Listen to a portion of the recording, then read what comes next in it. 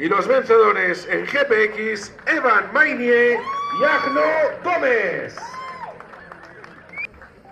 5, 4, 3, 2... Don Guillem Pérez, director deportivo. Don Gabriel Alonso, CEO de V-Line, a la entrega del trofeo de los segundos clasificados. Agustín Sanabria y Pablo Victoriano Bras.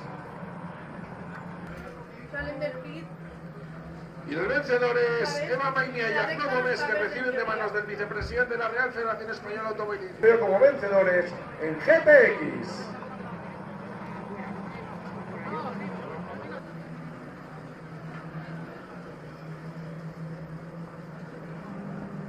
La categoría de GT4.